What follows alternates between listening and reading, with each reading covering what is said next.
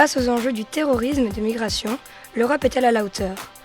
Europe Direct Hainaut a invité hier le député Louis Michel à répondre à ce questionnement devant les étudiants de la Haute École en Hainaut. À la clé, des propos qui détonnent. L'Europe, je pense, gère mal et le terrorisme et la migration, mais surtout la migration. La migration, ce sont des centaines de milliers de personnes qui fuient la violence, le viol, le malheur, le manque de liberté, les poursuites en tout genre, et donc ce sont des gens que l'on doit accueillir. D'ailleurs, les conventions de Genève sont très claires à l'égard des migrants.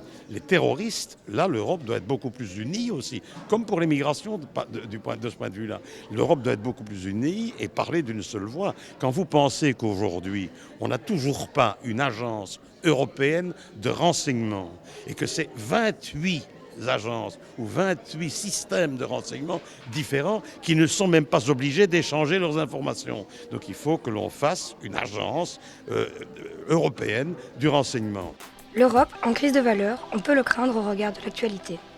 Un certain nombre d'États membres ne respectent pas ce à quoi ils ont adhéré. Ils ne respectent pas les valeurs européennes, ils ne respectent pas les traités européens. Si vous prenez un pays comme la Hongrie, un pays comme la Pologne, même le Danemark, ce sont des pays qui aujourd'hui ne respectent pas la séparation des pouvoirs. Ce sont des pays qui ferment des radios et des télévisions, qui embarrassent les journalistes. Ça n'est pas compatible, évidemment, ni avec les traités, ni avec l'esprit européen. Constat sévère qui montre la pertinence du relais d'information, comme celui géré par la province du Hainaut, Europe Direct. L'Europe a un déficit de communication et c'est la raison pour laquelle Europe Direct, si ça pouvait être généralisé partout, ça ferait la différence. Et je rêve, si on pouvait avoir ça partout dans les pays européens, l'Europe serait sauvée et les citoyens aussi.